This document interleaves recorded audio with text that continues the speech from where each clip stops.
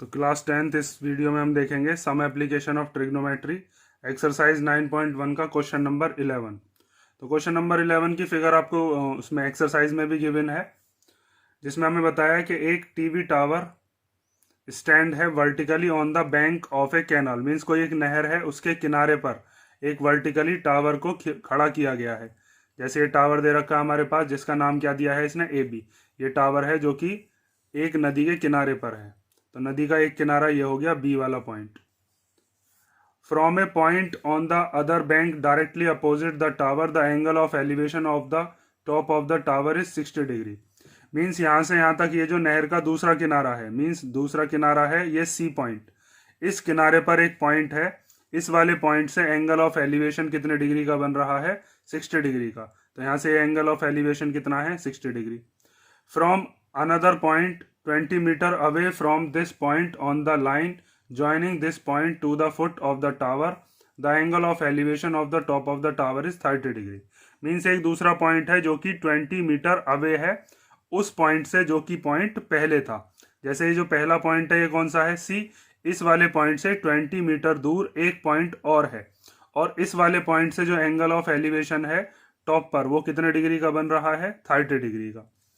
हमें बताना है find the height of the tower and width of the canal. Means ये यहाँ से यहाँ तक ये जो टावर की हाइट है ये कितनी है, और साथ में विड्थ ऑफ द कैनाल मतलब कि ये जो नहर है यहाँ से यहाँ तक ये नहर की चौड़ाई कितनी है।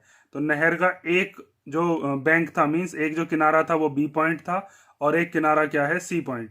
तो हम अगर बी सी पता कर लेते हैं तो यही क्या होगी आपके पास, विड्थ ऑफ द कैनाल। ठीक है। तो अब हमें क्या क्या चीज़ फाइंड आउट करनी है, एक ए बी और एक बी सी। तो हम ए बी को मान लेते हैं। मान लीजिए ये जो हाइट है ये कितनी हमने मान ली, ये मान ली एच मीटर। और यहाँ से यहाँ तक बी सी को आप क्या मान सकते हो, ये हमने मान ली एक्स मीटर। ठीक है। तो यहाँ पर आपको दिख रहा होगा कि यहाँ पर हमारे पास दो राइट ट्राइंगल बन रहे हैं। एक राइट ट्राइंगल है जिसका नाम है ए बी डी। ठीक है, ये जो बड़ा वाला ट्राइंगल है, इस बड़े वाले ट्राइंगल में हम ट्रिग्नोमेट्री की हेल्प से क्या काम करेंगे, हमारे पास ये जो टोटल बेस है यहाँ से यहाँ तक बी डी, ये बी डी कितना है हमारे पास 20 + x। ठीक है। और ये जो हाइट है, हाइट कितनी है, A B. Means perpendicular, theta के सामने वाला परपेंडिकुलर होता है ना, तो एक रिलेशन तो हम इससे बना लेंगे। दूसरा, जब हम दूसरा वाला ट्राइंगल देखेंगे जिसका नाम है ए बी सी, तो इस ए बी सी वाले ट्राइंगल में आप देखोगे कि यहाँ पर ये जो एंगल दिया है, इस एंगल के सामने परपेंडिकुलर, इसका भी यही बैठेगा ए बी। और जो इसका बेस है, इसका बेस कितना है, बी सी मीन्स एक्स। एक रिलेशन हम वहां से निकालेंगे, फिर दोनों इक्वेशंस को इक्वेट करके वहां से हम हाइट की और विड्थ की वैल्यू को फाइंड आउट करेंगे। ठीक है। तो यहाँ पर हमारे पास दो राइट ट्राइंगल हैं, और ट्रिग्नोमेट्री आपको पता होगा राइट ट्राइंगल में ही लगती है। तो सबसे पहले हम लिखते हैं क्या क्या चीज हमने मानी है। Let the height of the tower, वो हमने कितनी मानी है, हाइट ऑफ द टावर वो हमने मान ली एच मीटर। ठीक है, यहां से यहां तक H meter. And width of the canal, width of the canal वो हमने कितनी मानी है, वो हमने मानी है एक्स मीटर। ठीक है। तो यहां से हम एक बात कह सकते हैं कि ये ए बी जो है, ये ए बी हमने कितनी मान ली है, एच मीटर। और साथ में ये जो विड्थ है मीन्स बी सी, ये बी सी हमने कितनी मानी है, एक्स मीटर। ठीक है, ये दो चीज हमने लिख ली। अब यहाँ पर हमारे पास दो ट्राइंगल जो हैं, इन दोनों ट्राइंगल्स में हम ट्रिग्नोमेट्री लगाने वाले हैं। तो पहले ये जो बड़ा वाला ट्राइंगल है, चाहे तो इसमें लगा लो, चाहे छोटे वाले ट्राइंगल में। तो बड़े वाले ट्राइंगल का नाम क्या है, ए बी डी। तो in triangle A B D, तो देखिए यहाँ पर हमें जो रिलेशन निकालना है, एक तो यहाँ पर ये परपेंडिकुलर और एक ये बेस। तो परपेंडिकुलर और बेस का रिलेशन किस में होता है, वो होता है आपके पास tan में। ये चीज़ आपने पढ़ रखी है ना, ये मैंने कई बार क्वेश्चंस में बताई है। पिछली वीडियो अगर आपने देखी होगी तो उसमें ही बताया था कि P B P upon H H B means Pandit Badri Prasad हर हर बोले। तो यहाँ पर परपेंडिकुलर और बेस का रिलेशन किस में होता है, tan में। आप चाहो तो tan लगा सकते हो, चाहो तो cot भी लगा सकते हो। दोनों से आंसर सेम ही आएगा, क्योंकि दोनों की जो वैल्यूज होती हैं वो एक दूसरे की रेसिप्रोकल ही होती हैं। तो हम यहाँ पर लगा रहे हैं tan, और ये वाला एंगल है कितने का, 30 डिग्री का। तो ये होता है आपके पास कितना, परपेंडिकुलर अपॉन बेस। तो आप देखोगे इस 30 डिग्री वाले एंगल के सामने यहाँ पर ये परपेंडिकुलर हो जाएगा, जिसका नाम क्या है, ए बी। ठीक है, और यहाँ से यहाँ तक ये बी सी कितना है, वो सॉरी बेस कितना है, जिसका नाम क्या है, डी बी। तो यहाँ पर हम लिख देते हैं डी बी। ठीक है, अब उसके बाद टेन 30 की वैल्यू आपको पता होगी। टेन 30 कितना होता है वो रख लेते हैं हम। टेन 30 होता है आपके पास 1/√3। ठीक है, अभी ये जो डी बी है, इस डी बी को आप टोटल कितनी लिखोगे, 20 + x। तो यहाँ पर हम लिख सकते हैं ए बी हमने कितनी मानी थी, ए बी को लिख लो, ए बी है हमारे पास h, और डी बी कितनी है, ये है 20 + x। ठीक है, ये चीज़ समझ में आ गई ना। उसके बाद हम क्या करते हैं, क्रॉस मल्टीप्लाई करते हैं। इस 20 + x की मल्टीप्लाई करेंगे 1 में, और इस √3 की मल्टीप्लाई करेंगे h में। तो जब इसकी इधर मल्टीप्लाई करेंगे और इसकी इधर, तो ये आ जाएगा 20 + x की 1 में मल्टीप्लाई करके, तो ये डिजिट आ जाएगी। और इस √3 की जब h में करेंगे तो यहाँ से आ जाएगा आपके पास √3h। ठीक है, अब यहाँ से या तो x की वैल्यू निकाल लो या h की वैल्यू। अगर आप h की वैल्यू निकालते हो तो ये √3 इन दोनों के डिवाइड में चला जाएगा, या फिर अगर आप x की वैल्यू निकालते हो तो ये 20 प्लस का इधर आके माइनस में हो जाएगा। आप किसको इक्वेट करना चाहते हो वो आपकी मर्जी है। जैसे मान लीजिए यहाँ पर x की वैल्यू मैंने निकाली, तो वो हो जाएगा √3h - 20। ये हमारे पास इक्वेशन बन गई, इक्वेशन नंबर फर्स्ट फ्रॉम कौन सा triangle, triangle A B C. अब दूसरे ट्राइंगल में से हम एक इक्वेशन बनाते हैं, क्योंकि यहाँ पर देखो हमारे पास दो वेरिएबल आ गए, एक x है और एक h है। तो हमारे पास दो इक्वेशन होनी चाहिए जब हम इनको इक्वेट करके और h की और x की वैल्यू निकाल पाते हैं। तो हमारे पास दूसरा ट्राइंगल है जिसका नाम क्या है, ए बी सी। तो ए बी सी वाले ट्राइंगल में आपको दिख रहा होगा ये एंगल कितने का है, ये है 60 डिग्री का।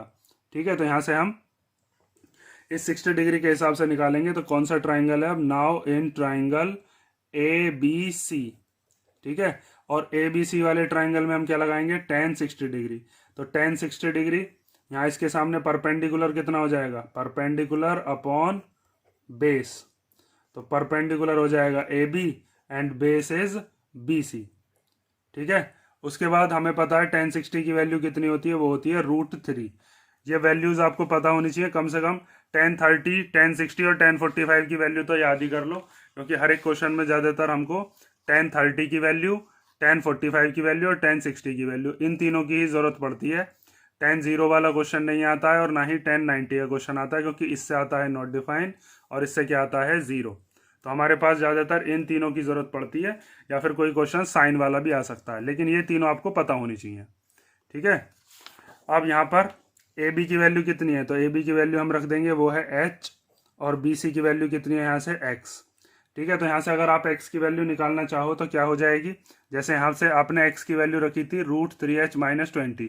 तो यहाँ से अगर x की वैल्यू निकालेंगे तो x को इधर भेज दो और ये √3 इधर आ जाएगा, क्रॉस मल्टीप्लाई में ये इधर चला जाएगा, ये इधर आ जाएगा। तो यहाँ से हमारे पास x कितना आ जाएगा, x इक्वल टू आ गया h/√3। ठीक है, ये हमारे पास कौन सी इक्वेशन हो गई, ये हो गई इक्वेशन नंबर सेकेंड। ठीक है, अब यहाँ से आप एक चीज़ देख सकते हो कि यहाँ पर x की वैल्यू कितनी है, √3h - 20, और यहाँ पर x की वैल्यू कितनी है, h/√3। मीन्स दोनों के LHS इक्वल हैं तो दोनों के RHS भी इक्वल ही होंगे। या फिर आप ऐसे समझ सकते हो कि यहाँ पर ये जो x है, इस x की जगह हम क्या रख सकते हैं, h/√3। ठीक है, तो अब हम इसके आगे सॉल्व करने वाले हैं दोनों इक्वेशंस को लेकर। तो यहाँ पर देखो, अब from equation first and second, अब लिखेंगे from equation first and second. तो फर्स्ट और सेकेंड इक्वेशन से हम ये कह सकते हैं, फर्स्ट इक्वेशन थी हमारे पास x इक्वल टू √3h - 20। यह है ना, x इक्वल टू √3h - 20। तो यहाँ पर हम अब x की जगह क्या रखने वाले हैं, जो हमने x की वैल्यू निकाली थी अभी, कितनी थी वो, h/√3। तो यहाँ पर आप रख लो x equal to h/√3, h/√3 equal to √3h - 20। अब इसको आगे फर्दर जब हम सॉल्व करेंगे तो यहाँ पर कैसे सॉल्व करना है, जो h वाले हैं उनको एक तरफ कर लो और जो डिजिट्स हैं उनको एक तरफ कर लो। तो यहाँ पर आपको डिजिट दिख रही होगी कितनी है, -20, और h वाला एक तो ये है √3h और एक h वाला ये है। तो इन दोनों को एक तरफ कर लो और 20 को एक तरफ। तो ये -20 को हम इधर ले आते हैं, इधर आके कैसा हो जाएगा, प्लस का, ये √3h बचा इधर, और इस √3h की तरफ इसको ले आए हम, ये हो गया माइनस का h/√3। ठीक है, ये चीज़ समझ में आई ना। आप चाहो तो इसको भी इधर लेके आ सकते थे, इधर माइनस का 20 बचता, फिर बाद में माइनस कॉमन लेके माइनस से माइनस कट जाते। तो यहाँ पर इसके नीचे कुछ नहीं है, तो 1 मान के एलसीएम ले लो, या इस √3 की इधर मल्टीप्लाई कर लो, सीधा एलसीएम आ जाता है। तो जब हम √3 की मल्टीप्लाई √3 में करेंगे तो कितना आ जाएगा, √3 की √3 में करके आ जाएगा 3 और फिर h माइनस ये वाला h और अपॉन में क्या आ गया √3। ये समझ में आया ना, इस √3 की इधर मल्टीप्लाई कर देते हैं, √3 इंटू √3 3 हो गया, और माइनस h ये वाला ऐसे ही आ गया, और ये जो √3 था अब ये पूरे के अपॉन में आ गया। उसके बाद अब आपको यहाँ पर दिख रहा होगा 3h में से h जाएंगे तो कितना बचेगा, ये बचेगा आपके पास 2h। तो यहाँ से हम लिख सकते हैं 20 इक्वल टू, ये 1h है ना, 3h में से 1h गए तो 2h अपॉन √3। यहाँ से इस √3 को डिवाइड वाले को भेज देंगे कहाँ पर, मल्टीप्लाई में, और ये जो मल्टीप्लाई वाला 2 है इसको कहाँ पर भेज देंगे, डिवाइड में। ये h और 2 के बीच में मल्टीप्लाई है, तो यहाँ से 20 इंटू √3 और अपॉन में क्या आ गया 2, इधर क्या बचा h, 2 से इसको कैंसिल किया कितने बार, 10 बार। तो हमारे पास h की वैल्यू कितनी आ गई, 10√3 मीटर। इसका मतलब हमें ये पता चल गया कि जो हमारी हाइट थी टावर की वो कितनी है, 10√3 मीटर। तो लास्ट में लाइन लिख देंगे हम कि hence the height of tower, height of the tower is 10√3 meter. ठीक है, तो टावर की हाइट तो हमारे पास आ गई, ये जो टावर हमें दिया था AB। अब हमारे पास क्या बची है, यहाँ से यहाँ तक ये BC और निकल जाए, तो BC हमारे पास कितनी मानी थी हमने, x। अगर हम x निकाल लेते हैं तो हम ये बता देंगे कि जो कैनाल थी उसकी विड्थ कितनी है। तो x निकालने के लिए या तो √3 की वैल्यू यहाँ पर पुट कर लो, या फिर सॉरी h की वैल्यू या तो यहाँ पर पुट कर लो, या फिर h की वैल्यू यहाँ पर पुट कर लो। कोई से भी पुट करोगे तो हमारे पास x की वैल्यू आ जाएगी। इसमें रखना आसान है तो हम इसी में ही वैल्यू रख लेते हैं। तो हमारे पास now put the value of h in equation second. और सेकेंड इक्वेशन क्या थी अपने पास, x इक्वल टू h/√3, और h की वैल्यू अभी हमने निकाली है, वो कितनी आई है, 10√3। तो यहाँ पर h की जगह हम कितना रख देंगे, 10√3, और अपॉन में क्या है √3। तो √3 से √3 क्या हो गया, कैंसिल। तो हमारे पास h कितनी आ गई, सॉरी x कितनी आ गई, 10 मीटर। तो जब हमारे पास x 10 मीटर आ गई तो इसका मतलब हम ये कह सकते हैं विड्थ ऑफ द कैनाल कितनी है, विड्थ ऑफ द कैनाल है 10 meter. Hence width of the canal is 10 meter. ठीक है, तो हमारे पास हाइट जो कि हमने कितनी मानी थी AB, वो हमारे पास आ गई है, और साथ में विड्थ वो कितनी मानी थी हमने, वो हमने मानी थी BC। तो हमारे पास BC कितनी आ गई, 10। ठीक है, ये क्या है, BC है, ये BC है, BC। ठीक है, तो यहाँ से हमारा कौन सा क्वेश्चन हो गया, ये क्वेश्चन नंबर 11।